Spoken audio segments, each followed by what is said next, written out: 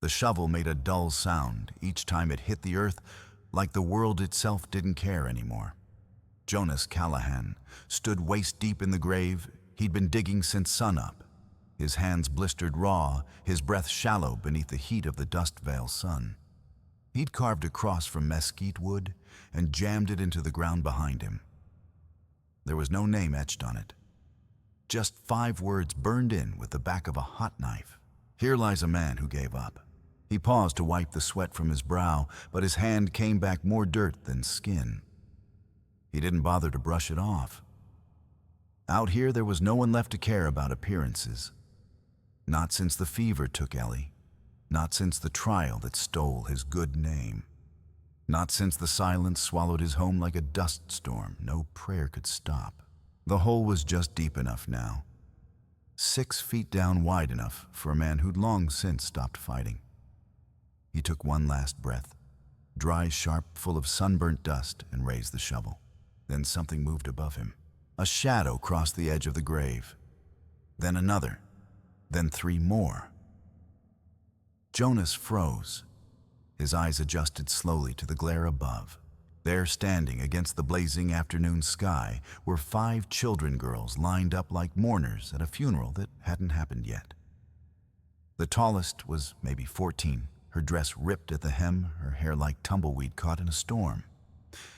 The smallest couldn't have been more than 6. Her cheeks were sunken, her doll dangling from one threadbare arm. The oldest stepped forward and spoke, voice trembling but clear. "Sir, we don't mean no harm, but we need help." Jonas blinked. He hadn't heard a human voice in months. Certainly not one that small. Certainly not one asking for mercy. And just like that, the grave he'd been digging wasn't his anymore. The ranch had once been called River Hollow, though no river had run through it in years. The land cracked underfoot like old leather, and the wind that used to hum through the cottonwoods now only whispered through broken window panes. Jonas Callahan had lived here alone for nearly 3 years, if it could be called living. After Ellie and Clara died, fever, they said. But he always knew it was something else. He stopped speaking to the world. He boarded up the house, tore down the swing his daughter used to sit on, and let the desert take the rest. The town turned their backs on him long before he did. Accused him of negligence, some even whispered darker things, but no one said them to his face. Not after what he did to the sheriff's barn. He hadn't intended to survive this long. Just hadn't gotten around to ending it yet. Until today. Now 5 girls stood at the edge of his grave, like ghosts sent to delay his own. He climbed out slow, back stiff, arms aching. The oldest girl didn't move. "What's your name?" he asked, voice low from disuse.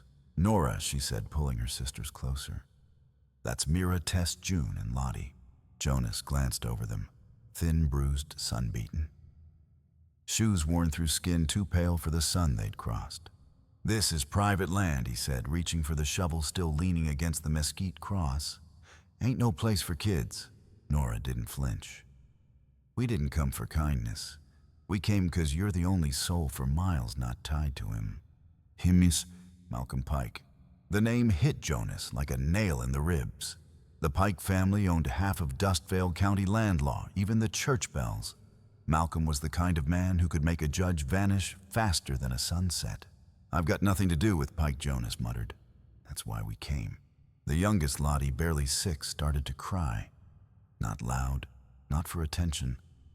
Just a soft, broken sound, like wind through ashes. Jonas clenched his jaw. "You walked here." 2 days, Nora said. "Mostly at night, hid during the heat. And what do you think I can do?" She looked him dead in the eye. "You can keep us from being taken back." Jonas's heart kicked against his ribs.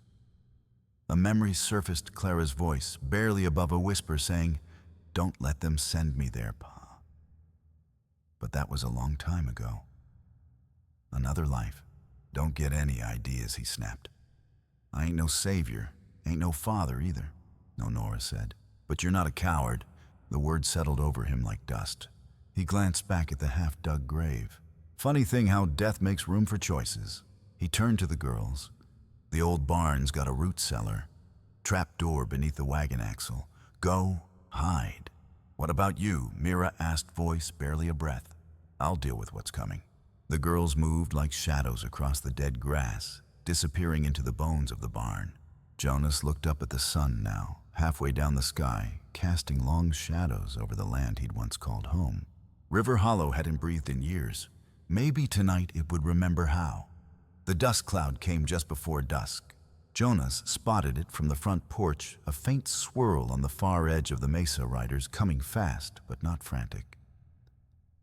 That meant confidence. Authority. Men who knew what they were doing and didn't expect trouble. He grunted, stepped back inside, and placed a kettle on the stove. Heat something. Act like normal. Then he opened the cabinet beneath the window and quietly retrieved his father's old Winchester. By the time the riders arrived, 3 of them, they spread out like a practiced hand of cards. The lead man wore a deputy's badge that caught the sunset just so. The 2 flanking him had the lean, twitchy look of hired muscle. Not lawmen.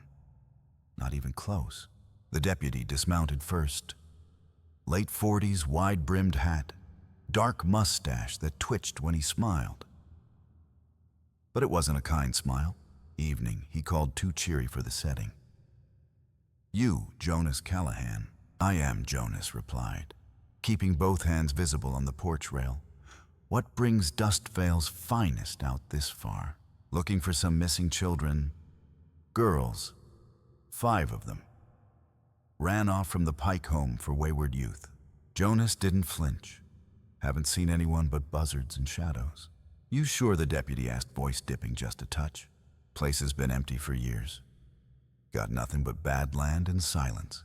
The man looked around, scanning the property. Funny, Mr. Pike says you used to work his forge. That true. I used to breathe fire for a living, Jonas said flatly. Doesn't mean I owe the devil my soul. I got a smile out of the deputy, thin and cold. One of the riders approached the barn, dismounted. Jonas's stomach tightened.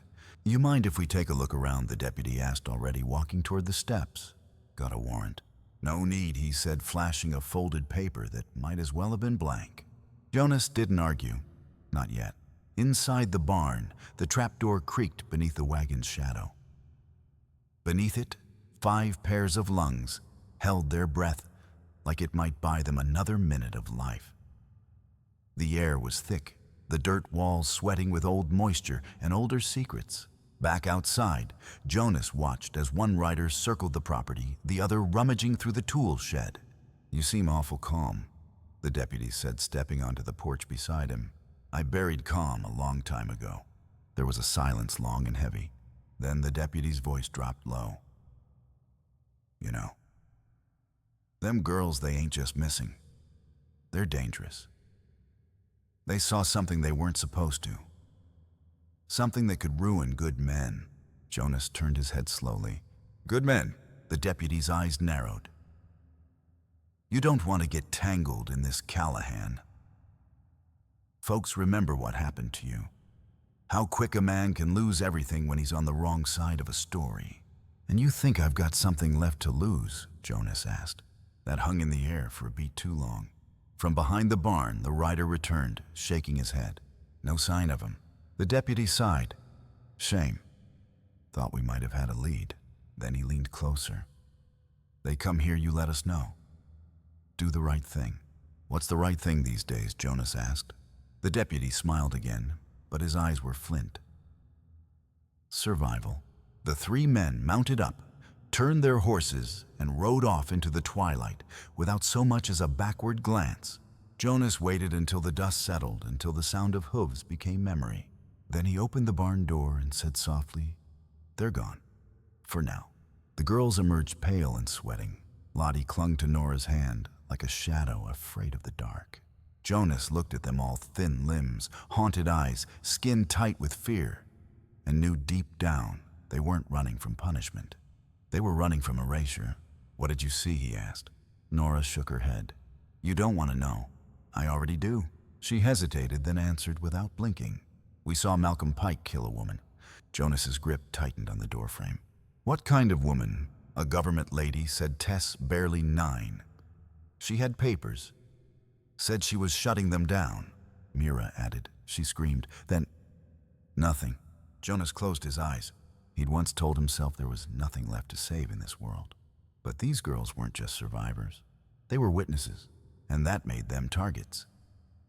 The wind had picked up after sundown, kicking dust across the porch like ghosts looking for somewhere to settle. Jonas sat in the kitchen, staring at 5 chipped tin cups of water lined neatly on the table. He didn't drink.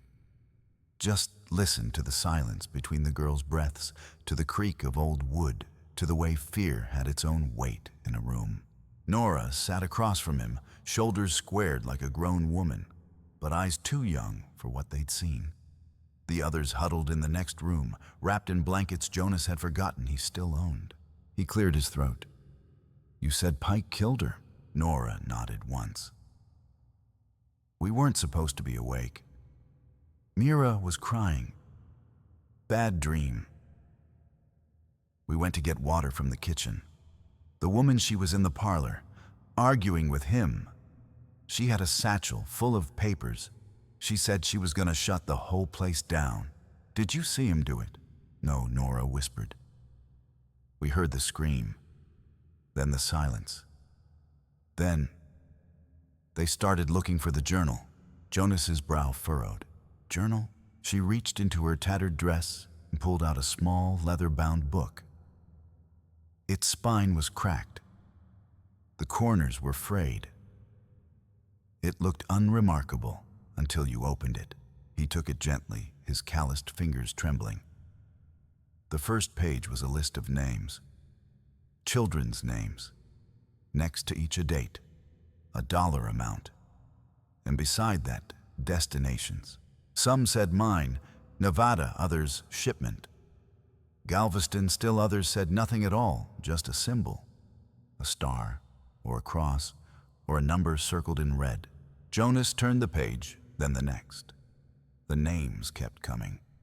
And with every line, the sick knot in his stomach pulled tighter. Sweet Lord, he murmured.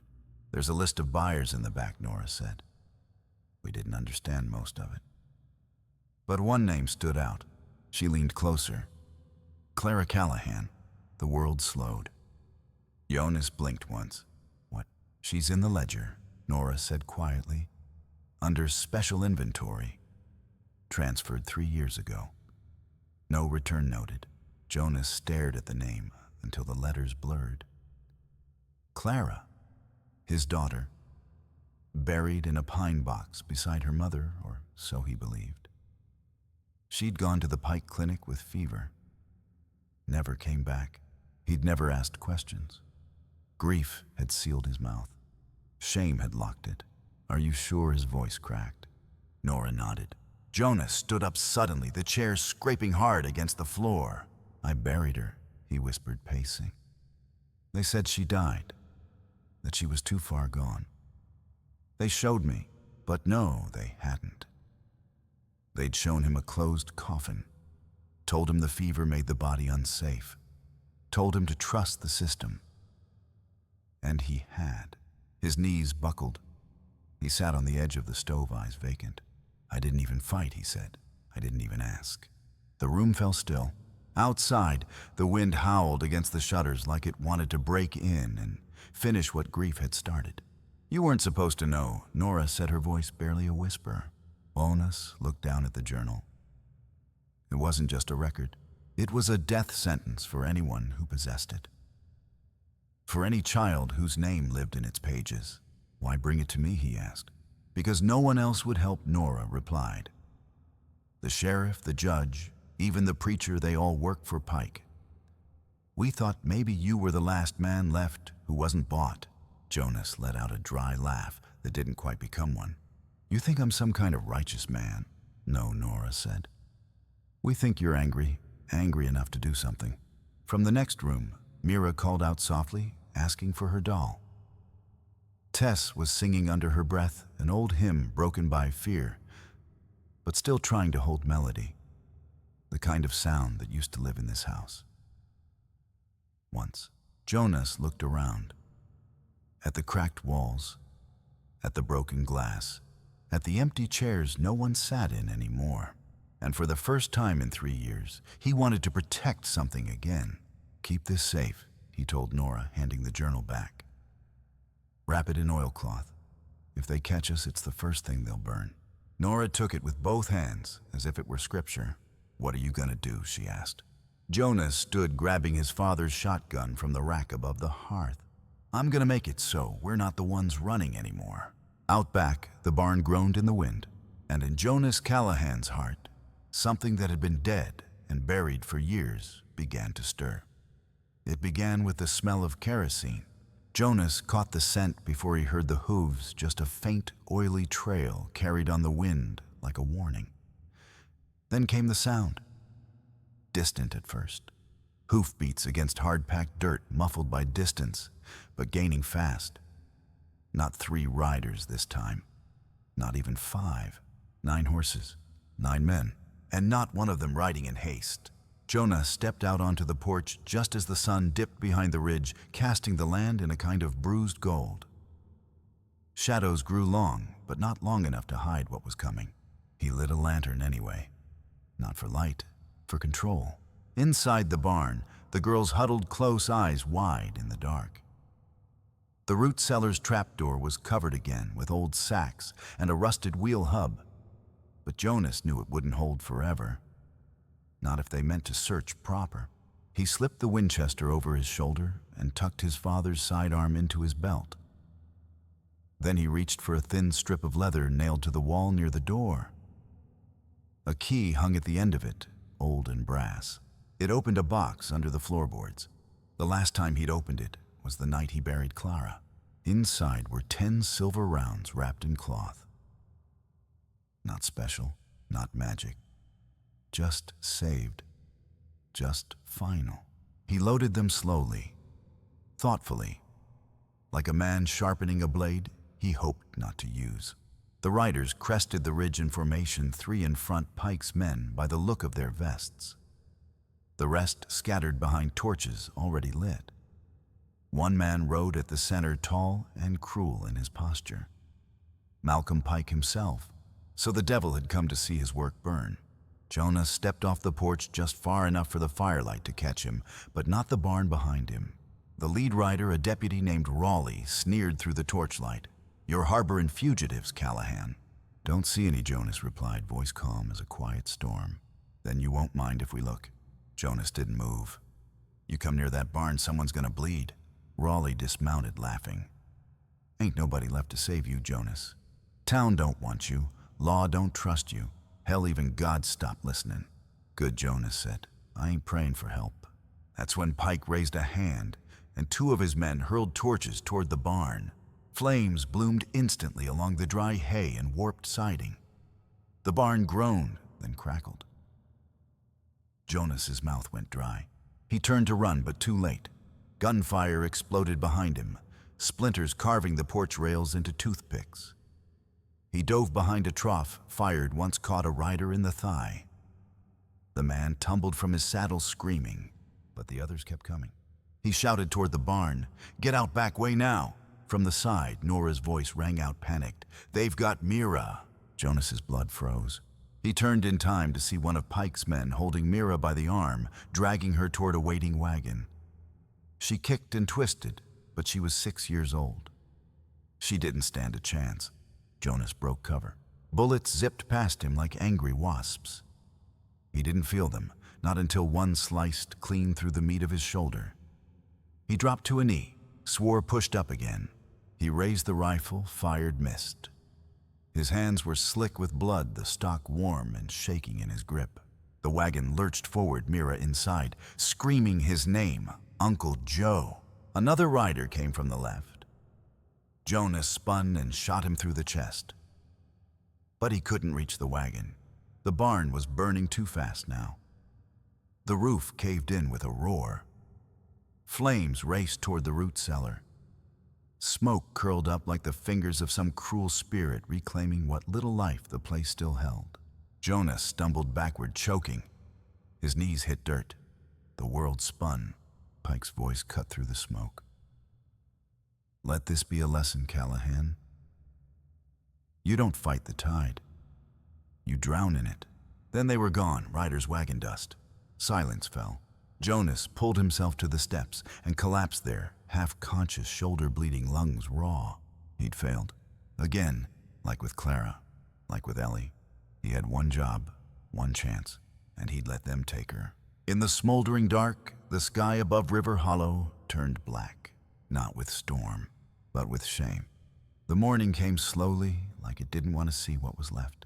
Jonas woke on the dirt beside the porch, blood dried like tar down his arm. Smoke still curled from the barn's blackened bones, the smell of ash clinging to everything like guilt. The girls were safe, at least the 4 who remained. But Mira was gone, and Jonas wasn't a man who could lose another daughter. He bound his shoulder tight, stuffed the journal into a canvas satchel, and saddled up his only horse, a rangy old gelding named Flint that hadn't been ridden in 2 years. Flint didn't protest. Maybe he understood. The trail led east deep wagon ruts cut into the red earth. Jonas followed them without pause. No food, no map, just the weight of a promise he hadn't made but couldn't break. By dusk he found them. They'd made camp at an old stone quarry Pike used to operate abandoned now, except for the walls high and sheer like a natural prison. 4 wagons, 12 men. Mira tied to a post near the center. Still alive. Still crying, though her voice was hoarse. Jonas dismounted behind a bluff of boulders and watched. One of the men walked up to Mira and struck her across the face. Jonas didn't think. He just moved. Down the rocks. Through the shadows. Close enough to smell the fire. Close enough to hear Pike barking orders. The first shot dropped the man who'd struck Mira right through the throat. The second shattered the lantern beside the fire, plunging half the camp into chaos. Men scattered. Horses reared. Jonas was already inside the quarry before they knew where the shots came from. Callahan Pike's shouted voice rising like a mad dog's. "You ain't getting out of here alive," didn't plan to, Jonas muttered. He reloaded behind a stack of crates, then sprinted to the next cover. Gunfire lit the darkness. Sparks flew from stone. He caught a bullet across the ribs, burned like hell, but didn't stop him. 2 more men fell before Pike's crew found their senses and pushed back. Jonas ducked into a rusted storage shack, kicking the door shut as bullets riddled the walls. His chest heaved. Blood soaked his shirt. He had 5 rounds left, and one shot that mattered most. From a crack in the door, he saw Mira still tied, barely conscious. A man stood over her, now holding a pistol, smiling. Jonas didn't aim for the man. He aimed for the rope. The shot snapped the bindings. Mira dropped like a stone and rolled beneath the wagon. The man shouted, turned, but Jonas was already on him, a roar tearing from his throat as he crashed into him, knocking the gun away. They grappled in the dirt. Jonas's left arm barely worked, but rage made up the difference. He slammed the man's head against the stones until he stopped moving. Gunfire returned in full. Pike's voice boomed again, burned the whole place. Don't leave nothing standing. That's when Jonas saw it, the barrels of blasting powder still stacked from the quarry's old days. Black powder, dry, untouched. His mind moved faster than his feet. He ran to the stack, lit a match from his belt, and tossed it into the nearest barrel. The explosion shattered the night. Rock collapsed from the quarry wall, burying 2 men beneath it. Fire leapt up in jagged waves. Horses broke their lines and screamed into the dark. In the chaos, Mira crawled toward him, eyes wide with terror and something more faith. "Uncle Joe," she cried. He caught her in his good arm and lifted her to the saddle of Pike's horse, which had bolted halfway to the edge of the cliff. "Ride north," he told her. "There's a ravine 2 miles out. You follow it, it'll take you home." "What about you?" Jonas looked back at the camp. At Pike, at the last 4 gunmen regrouping behind the fire. "I'm not done yet." He slapped the horse. Mira disappeared into the dark, and Jonas turned to face the men who'd taken everything. He'd dug his grave once. He wasn't climbing back in. not without making them earn it. 6 months later, the land still carried the scar of fire, but something else had taken root.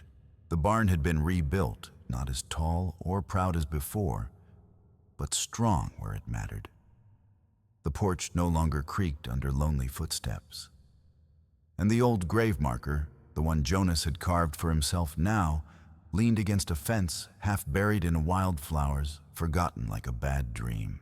Jonas stood at the doorway of a house that breathed again. Inside, laughter echoed thin, high-pitched reel. Mira was trying to bake. Flour dusted her nose like snow. Nora read aloud from the town paper, her voice steady, practiced. Tess and June chased each other with sticks, pretending they were rifles.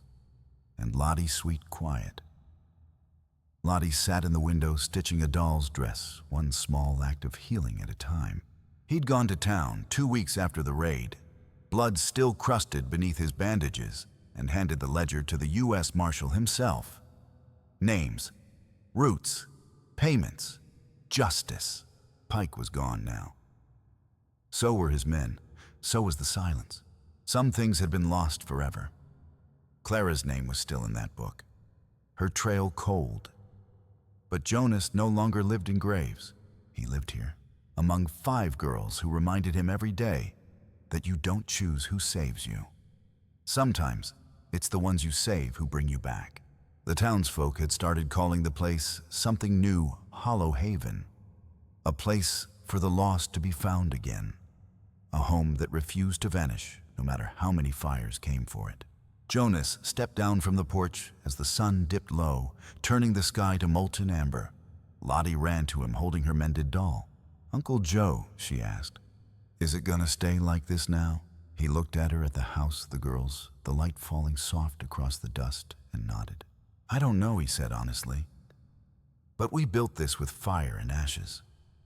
And sometimes, that's the kind that lasts."